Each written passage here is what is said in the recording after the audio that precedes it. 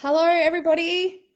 If you are joining us out there, I'm just pressed go live, so I'm kind of waiting for Facebook to kick in and bring us live. But I was on the page last week, I think, having a bit of a discussion and a bit of a Facebook Live about an incident that had happened at our school regarding a bit of abuse and consent stuff. And there were lots of comments and engagement on that. And actually, somebody reached out to me, Vanessa Hamilton from Talking the Talk Health Sexuality Education, and just said, Sam, this is a really important conversation, and I'm happy to contribute to it and be helpful if I can. Really seeing this as an opportunity to talk to parents about some of the hard conversations that we can have with our kids, which sometimes are really uncomfortable, but also really, really important. So I just want to say a massive thanks to Vanessa for joining this conversation today, and anyone jumping on.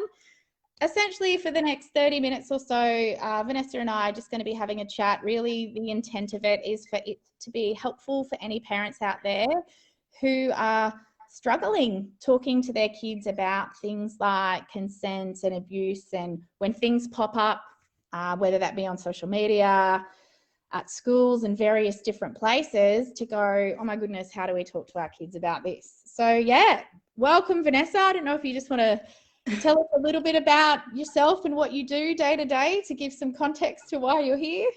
Thanks, Sam, and thanks for accepting my shout out to, oh my goodness, can we talk to the parents about this? Because it was amazing that you put it front and centre. I work with schools every day. I'm a sexuality educator. I've been a sexual health nurse for 25 years, and this is coming up time and time again, problematic behaviour that we're experiencing and difficult conversations for all the adults. But the thing is, it can be easier than we think, and I just thought this is a perfect opportunity to get on here, and we can support parents to really start those conversations. And I can give you a few tips, conversation starters, what's stopping us from having these conversations, some of the myths, but most importantly, the benefits of us having conversations about sex, sexuality, respectful relationships, and consent, because you can't separate them, but we'll get into that.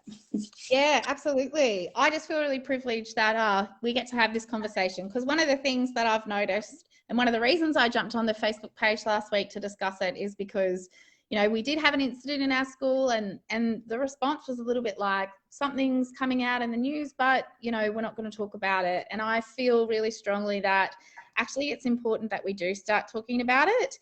And one thing that we can do as parents is talk to our kids about it. But one of the really tricky things around that is, how do we actually have those conversations, which is kind of why Vanessa's here today. So I just wanted to shoot my first question at Vanessa, which is, what is the age that we should start talking to our kids about things like consent and sexuality and abuse and those kind of things? Great question. So there's a few things that come to mind there. Is these conversations should start when children are babies, because when we're talking about human sexuality, it's relevant to being human, and it's relevant from birth to death. And there's so many aspects of it. Just to clarify, the first thing, people think about sex ed and talking about sex, and I think that's really limiting. When I ask adults, what do people broadly think of when they think of sex? They think of penis, vagina, heterosexual intercourse, and being male and female. That's so limiting to what we know about human sexuality.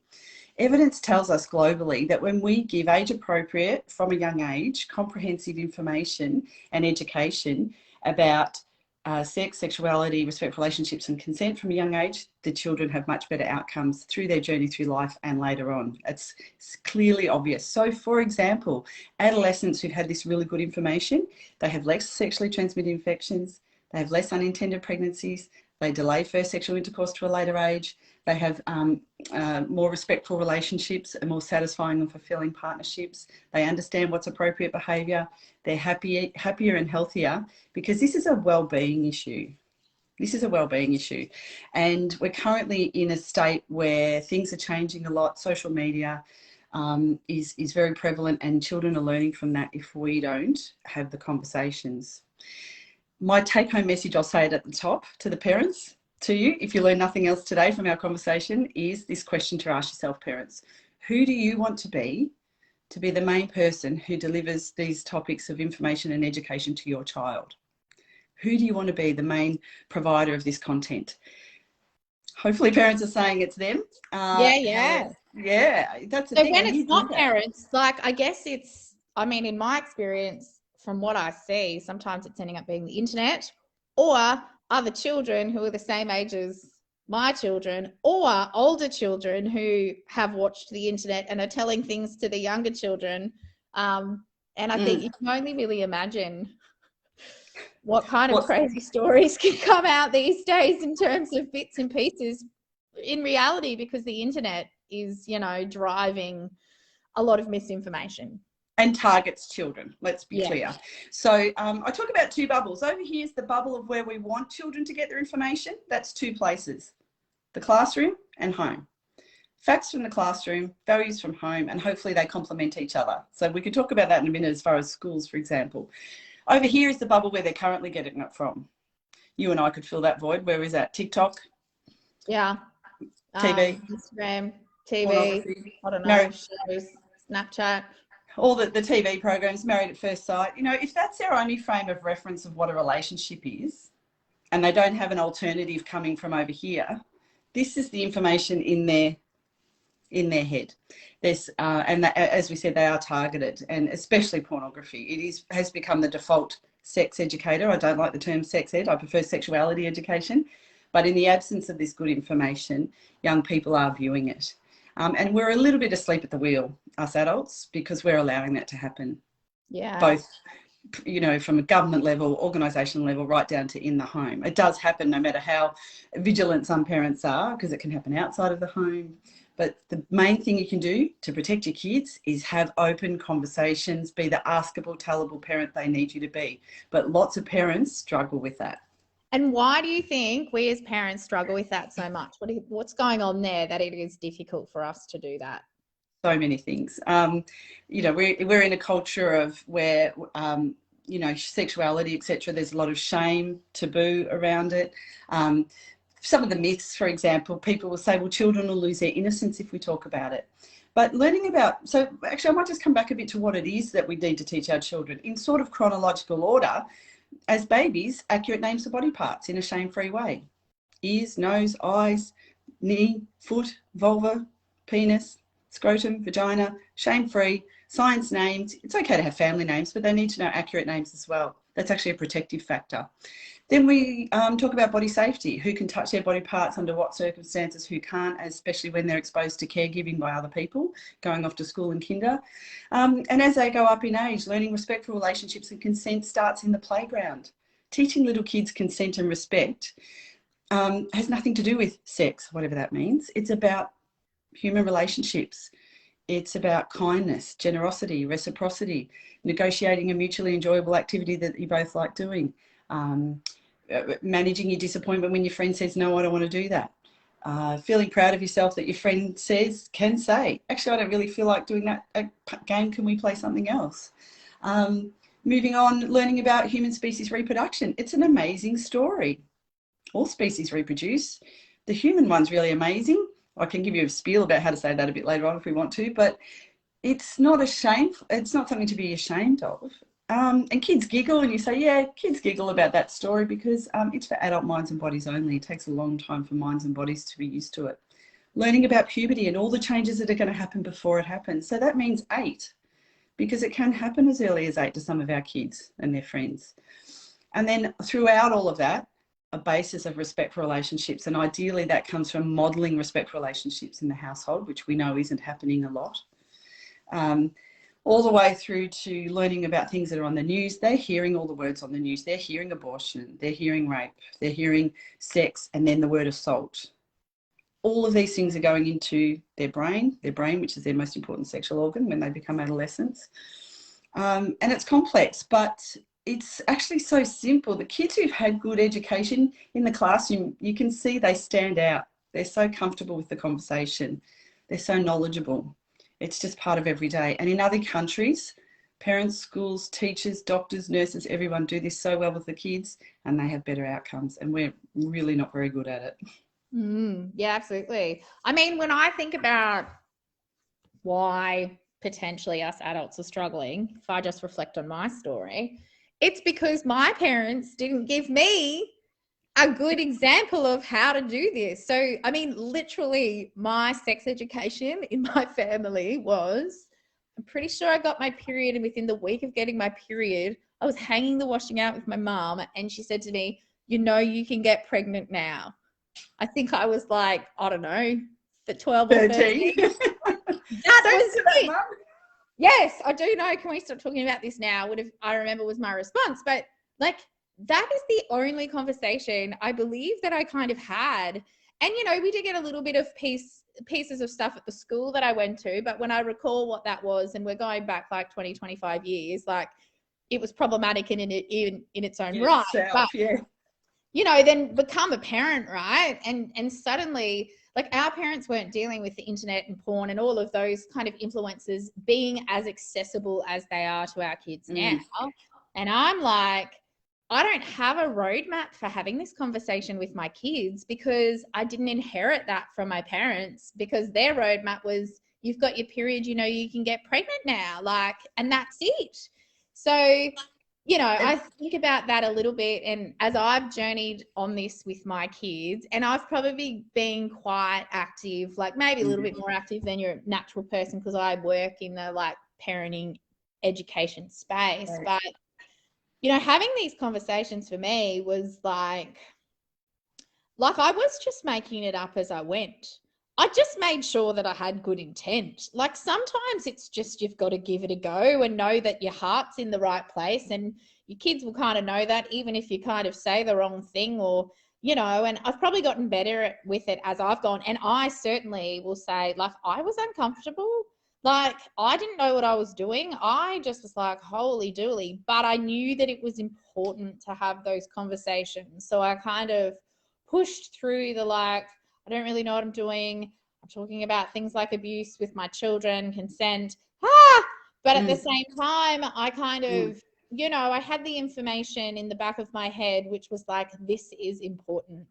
Your kids, this is how you help your children protect themselves. Like, this is your responsibility, Sam. If you don't teach them this stuff, like, you can't just leave it. And our kids are more vulnerable than ever. I mean, I don't know if you want to talk about this, but I know, you know, the rise in child-on-child abuse is just, you know, increasing substantially. And that is a super uncomfortable thing people don't want to talk about.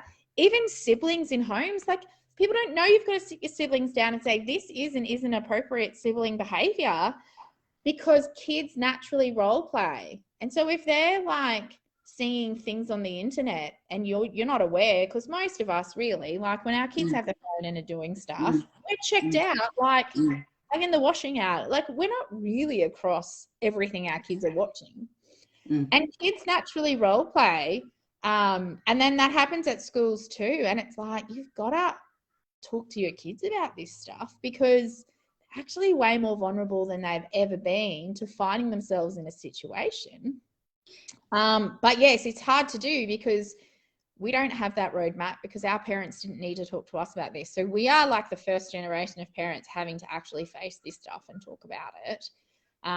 Yeah, I mean, I don't know if you want to give a couple of tips of what you can actually say, like what do you say to your children when you are talking to them about this, that you know, isn't too intense, but also prepares them.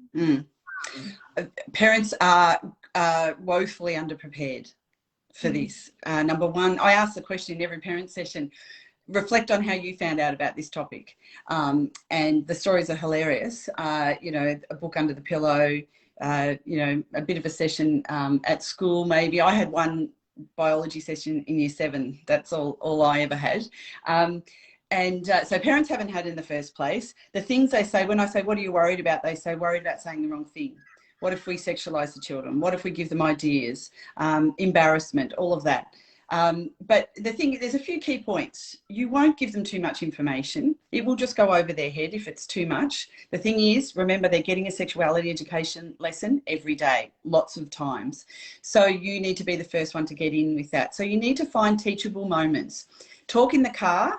The doors are shut and they're locked in and they can't get out. They're a captive audience. That's helpful. Everyone's facing forward, and turn on commercial radio and you'll have teachable moments till the cows come home. I'll give you a couple of examples. When you're thinking about, you want to be the first person, who gives them that information. Think to yourself, when do you need to get in first? Like you said, Sam, some kids are getting it. If they've got access to older siblings, older cousins, older neighbours, you think, well, I've got to say things a bit sooner than I would have thought. I had a 12-year-old in the car with me once, one of my kids, and an ad came on. I think it's for laser eye surgery, and it says, Mr. Jones, you lost your glasses in the massage parlour. 12-year-old about to go to secondary school. So I used that teachable moment as an opportunity to explain what massage parlours, prostitution and sex work were. So I was the first person to deliver that content to that child before they went off to high school. So and that was appropriate, and that started lots of really good conversations. You need to say to your kids, you can ask us anything. You won't get in trouble. We'll do our best to answer it for you. Bear with me. No one ever gave me this information. I don't want to be that the case for you. So bear with me while I find the right words. I know it's awkward because society tells them it's awkward, right? Our society. And they pick that up. You know, the 15-year-old that says, la, la, la, la, la, I don't want to hear this. So you say to them, look, I know you don't want to hear this. I know you find it embarrassing, but I just need 5 minutes of your time to tell you something that's really important. And just say it. They are listening. Books are a great prop. Use books. But do a bit of research, parents. Parents go and do so much research to buy a car, but they'll hardly do any to check what's age-appropriate content to give their kids. And there's plenty out there. I've got heaps of free resources on my website and plenty of other Australian government resources that tell you what conversations you should be having. Respect.gov.au has a parent questionnaire about the things that your child would think and say, and then it tells you what to say. Some of the things that parents worry about is they'll lose their innocence if we talk to them about this. That implies that talking about being human and human sexuality is dirty, shameful, wrong and taboo, and it's not. They'll lose their innocence when something happens to them that they didn't want to happen. They'll lose their innocence when something happens to them that they didn't know about. Learning about this stuff is not a bad thing. It's actually an empowering thing, and research tells us time and time again that they have better well-being, they're safer and happier when we have open conversations about respectful consensual relationships. And we're not doing it enough. And other countries do it really well. And it's clear that they have better outcomes. So do a bit of research is what I say to parents. Say the word vagina out loud to another adult. I say the word vagina at my house once a week. Like, it's kind of a joke. Like, my kids, I just remind them. I was like, do you remember that I birthed you out of my vagina? Like, I would say that.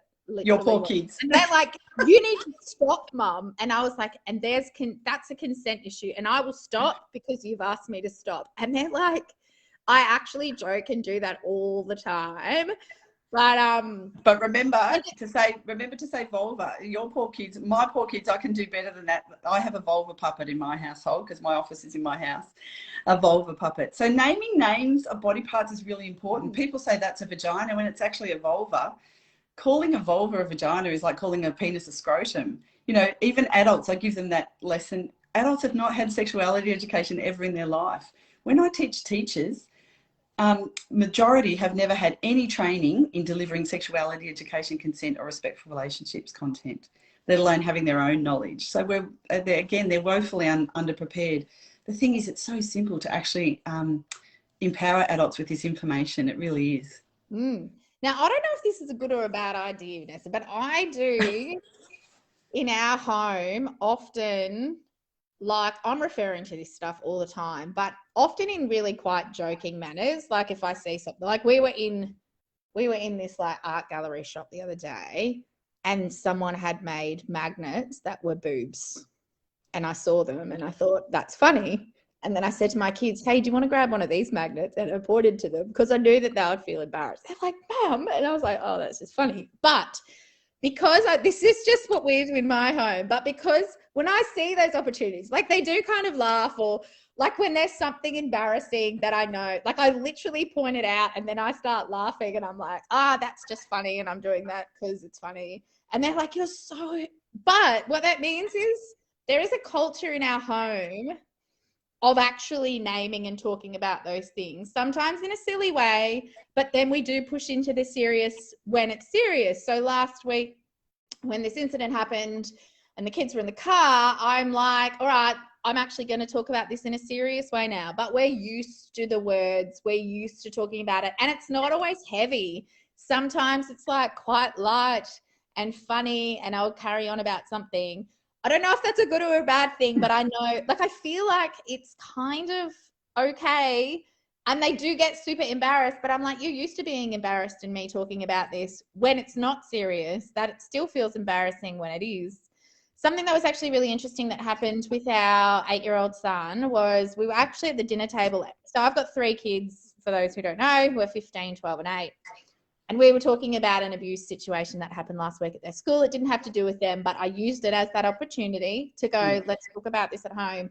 And we haven't probably spoken to our youngest son about stuff as much as our oldest, just because like they're double the age. So there's been an extra 7 years. And I said to my husband, and because it involved boys, like I think we really need to just use this as an opportunity to talk to him. So our girls were upstairs and we started talking like, oh, you might hear this at school. You might hear some things going around at school. Like we just want to talk to you about it. So you hear it from us first and, you know, so you understand what's going on. Talked to him for a little bit. And then within about a minute, he just totally kind of started talking about Pokemon. So he didn't respond at all. And then he started talking about his Pokemon cards. And it was interesting. And I said to him, hey, buddy, we just said all this stuff to you about what was going on at school. And you started talking about your Pokemon cards. What was that about? And he said, well, I just didn't like talking about that. I felt uncomfortable. And he said that. And I said, oh, yeah, sometimes these things do make us feel uncomfortable when we talk about them. But it's actually really important that we talk about them. So we are going to keep talking about it, even though we feel uncomfortable, but we will stop talking about it soon. We just want to make sure. And then he started talking about it and said all this stuff on the back of that. So if we had have checked out at the point that he was like, I'm talking about my Pokemon cards and just went, he doesn't want to talk about it and everyone stops talking about it, the actual real opportunity to talk to him happened after I just said, I noticed that I said something to you and you completely changed the subject. Why did you do that? And he was just like, because I felt uncomfortable. And I was like, great, it's fine that you feel uncomfortable. Even I feel uncomfortable talking about this, but we have to talk about uncomfortable things sometimes. And then that just opened up the entire conversation. So that was just an interesting observation, an example as a parent of something we did and how we just pushed through that. Well done. Yeah. I think probably the fact that you said you're uncomfortable as well, his way of telling you was to check out. Didn't mean he didn't want to hear the information and know about it from you, because he probably knows that. Look, that question, that's great. And it's about acknowledging how we're all feeling about it. There's things in the world we wish didn't exist, but that doesn't mean we can't ignore them. We have to talk about them, and especially at home. And when I do an adult session in 25 years to come and I ask your kids as parents, how did you learn about this? They're going to say, our mum used to joke about it all the time and it was normalised conversation in our house. That's how I think that they will be in 25 years to you, which is better than no one ever talked to me. At the moment, my 15-year-old is just like, you're weird and none of my friends' parents are like you and it's weird. Except me. My poor kids. I'm like, one day you'll thank me. And she's like, no. So, you know, but to be honest, yeah, like for anyone with teenagers, like she literally is just like, you're weird. This is weird. I'm not going to thank you one day. But at the same time, I kind of also know that we have a really great relationship. And like, I think she doesn't know how to say, I actually feel safer and am thankful that you talk to me about this. It's like, she doesn't even know she's allowed to say that, or it doesn't make any sense for her to say that now. But no, I feel like as a parent that I still feel it. I still feel this, like with my kids sometimes when they go, I know I'm safe here. I know what the rules are here. I know I can talk about things here, because they don't have that feeling in that sense when they leave your home. And for me, that's what being home is. And that's what our kind of role as parents are a little bit, I think, for our kids, is to provide us an environment and a space for them where they just get to, and, you know, we have rules in our house about phones. Phones are not in rooms at night. They do not get charged at night. My kids have screen time. Like, they hate it. And they think that I'm like the worst parent ever. And they still get like way more, like, don't get me wrong, like they're still on screens like 3-4 hours a day. But my daughter's like, well, all my friends' screen time is 8 hours. So you should be grateful that mine's only like 3 hours. And I'm like, whatever. But I do know that sometimes it's easy for them to put the phone down at night and go to sleep and know it's never a fight, and they just know what the rules are and they can rest in that. And That's anything right. that comes in at night, they're just checked out, and I protect them from that. And sometimes they hate me for it, but sometimes without That's our job.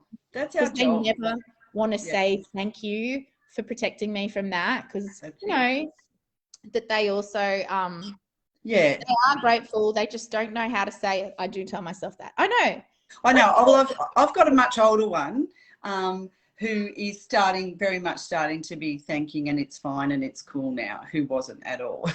So it's appropriate, and it is the world we live in. So they need that touching stone to come home to, where they won't get in trouble for asking any particular question. They know that you will give them the accurate answer. And that often, talking about ages of kids, parents will often say, well, I've got different age kids. You know, if you're doing a teachable moment in the car, think to yourself, well, the little one's going to learn from other kids anyway, aren't they? So say it and go there with it. But then I often go to the older one later and go, oh, I just want to add a little bit more to what we said before.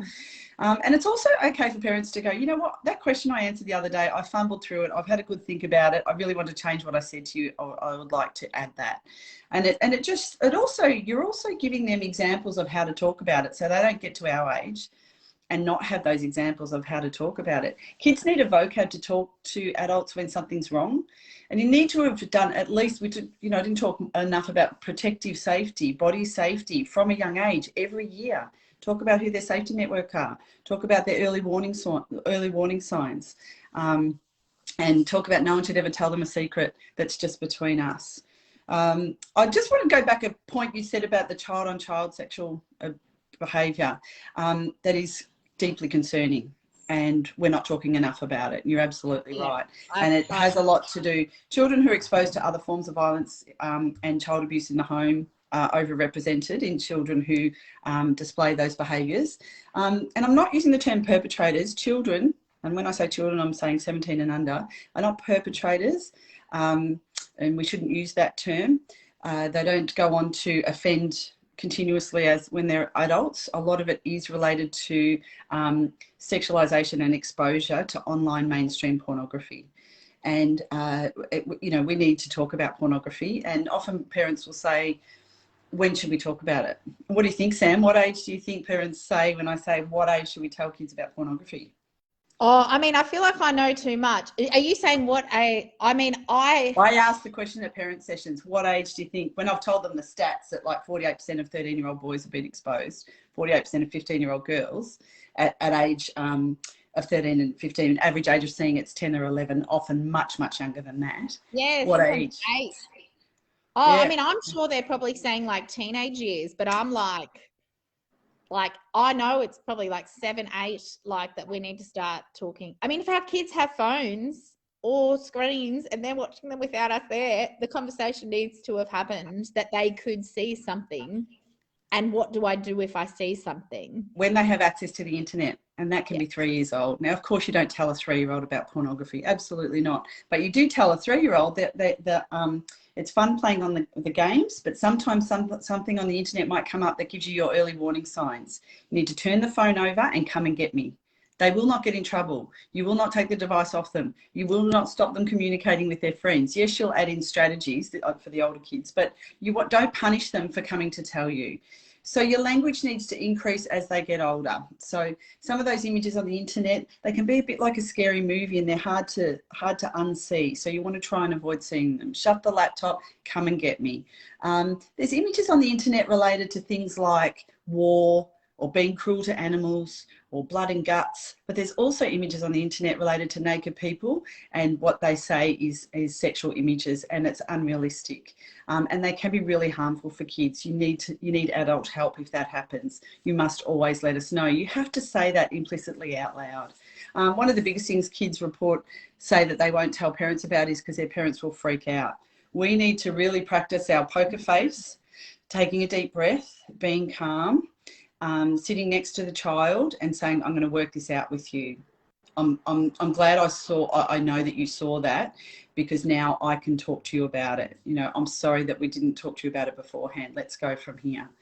When they're older, you want them to be, and I'm much older, you want them to be thinking about being conscientious consumers of that product. Do you want to be a consumer of a product where there's sexual exploitation and trafficking, and are people being treated fairly and that sort of thing, because their exposure is so prevalent. but just lots of open conversations. Use music lyrics on the radio. It's actually a pornography conversation when you say, why is he singing that about his girlfriend? That's so disrespectful. He thinks he's such a great lover. He's actually advertising that he's not really, because an amazing, awesome, wonderful, connected, pleasurable, joyful, till you blue in the face, all the positive words, partnership, you wouldn't say that about your girlfriend. And I am being gendered. I'm using gendered language because gender-based violence and disrespect is mainly a gendered issue. It is happening all over in all pockets of society. But we know with the rate of abuse to partners, it is a gender-based issue, and you've got to name it. I know, this is all big stuff. I mean, even just hearing you talk, I mean, we're not even talking about self-harm and suicide, which has nothing to do with any of this. Like, this is just one topic in all of the topics of all of the things that we as parents are having to navigate with our kids in ways that generations haven't. And this is what I keep reminding myself in those moments where I'm like, this is a lot. This is a lot, is just, you know, be kind to yourself, parents, and know if you are feeling overwhelmed by this and it's a lot, you're not alone. It's pretty much every parent that ever did exist in this generation right now, because we're navigating stuff that no generation has had to in the past. Correct. And we don't have the roadmap programmed into us from how we were raised. So we really are just making it up as we go. And we're all struggling and stressed, and, you know, it's just another thing we have to do, but it could not be more important. I know, but the thing is, like it or not, it is our responsibility. Yeah. Not our fault. I sit with this. Sometimes I'm like, it's not my fault that this is happening. If I'm the parent in this home, it is my responsibility to do something about it, in terms of just how we need to guide our kids and teach our kids about this stuff. Because if we're not doing that, somebody else is. Pornography is. Other children are. TikTok is. YouTube is. Yes, all of those things. So, you know, it's hard, but as I said, I don't know. I'm just in art galleries laughing at the boob magnets that somebody handcrafted that I think are funny with my kids. And then I open that up to, like, we talk about these things in our home. We talk about body parts. We talk about, you know, because we've got them and it's okay. So does everybody else. Literally in an art gallery on Tuesday, I was travelling for work in Horsham and took 2 kids with me, and the one rolled their eyes going, why are there boobs in here, Mum? You know, we had this open conversation, and no one else is in the art gallery. It's in a regional town. And I thought, I don't know if a lot of families would go in there and the kids and the parents wouldn't say anything or acknowledge what was on the wall, and we were laughing about it and that sort of, and having that open conversation, because that's what we do in our house. And as you're saying, it's hard. It's actually easier than you think the more you do it and the more you practice, especially when you have done a bit of, look, just do a bit of research yourself. There's so many resources out there, conversation starters. There's just so much, and we need to do it. And on the schools issue, schools and parents should be working together.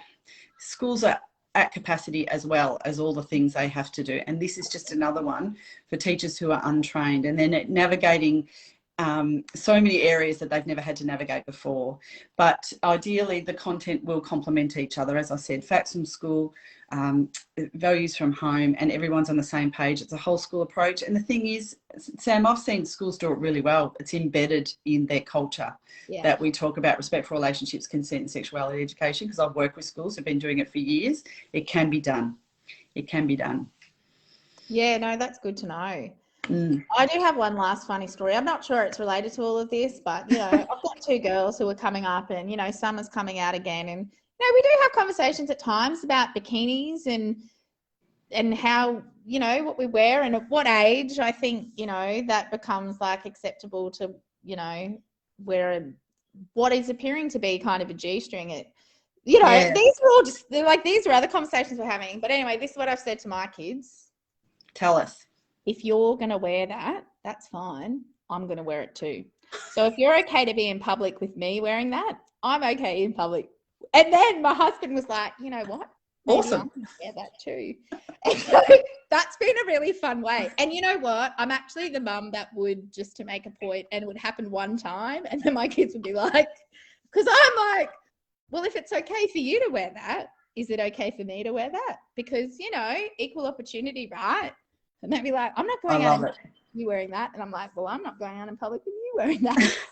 It's a really, really complex issue, isn't it? In other countries, body shame and sexualization of bodies doesn't occur like that. And people wear, you know, G-strings on the beach. That's just typical and normalized, and there's no judgment, and no one says that that person is asking for it or being sexual. But it is a commodified look at the moment, telling everyone what they should wear and how they should look and how much skin should show. It's very, very powerful. Well, I know. And I know this thing's interesting because my daughter, you know, is pretty switched on to all this stuff because we talk about it. And she's like, well, I'm sick of people telling me that, you know, it's my fault because what I was wearing. Why don't you tell them to stop doing it? Why is it my responsibility? And I think that that is actually also a really good point made, which I've told her in the past.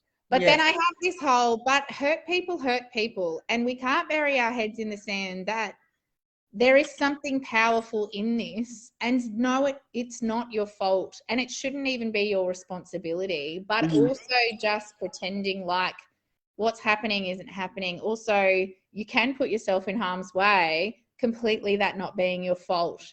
You know, so, I mean, it's complex conversations. This is the problem that, you know, I think people, should have the freedom to express themselves, but at the same time, like, it's really complicated. So any parents out there who are like, it's really complicated, I'm one of those as well. Me too. I haven't got it figured out. Yeah. But the key, and I think hopefully you've got this from Vanessa and I, is just find ways to talk to your kids about it. Yeah. Find ways to talk about it in a serious manner. Find ways to talk about it in a fun manner. Make it normalized to have those conversations. And it could be like the car lyrics thing is perfect. Sometimes I'm driving the car and I'll just be like, did you just hear what that person said? That's ridiculous. Or like, I'll start saying it to my husband. Like I'm saying to the kids, like, that's disgusting. And it's like, but that's what you're listening to. Like if it's acceptable there, then it has, like I try and help them think about like, well, what's okay and not okay? And if we're actually buying into this, well, what does that look like if that's that acceptable, like between... We want them to question the messages, at least do that, you know, and that sense of self is what we want kids to have, to wear things that make them feel comfortable. But there is this big powerhouse who sexualizes children, sexualizes female bodies, and we're up against that in a way. And so just lots of open conversations, as you said, get the school involved. We can do better. It is easier, and you need to be the main provider of this information to your kids. There's lots of resources out there, parents, so get online and find those resources and do more research about teaching your kids about this than buying your next fridge, please. Yeah, I like that. So what is your website, Vanessa? talkingthetalksexed.com.au. All right. I will put that in the comments as well, so people can go and have a look in there. And we have just published a book on consent for Kit and Arlo for ages 8 to 12. And everything that I want young people to know by the time they're adults is in that, about consent, respectful relationships. And it's getting, becoming very popular. It's got I'm getting lots of positive feedback about how kids are really engaged, and it's giving those messages without talking about sex, whatever that is. No, that's awesome. All right, we'll put some links and stuff in this Facebook Sure. Live. Well, thank you everybody for joining this conversation, and thank you, Vanessa, for having it. Thanks for bringing it up, Sam. It's so important. No worries. We've got to talk to our kids about this stuff, that I know. Well, have a good rest of your day, everybody, and we'll see you next time for a random lunchtime Facebook Live. Bye. Bye.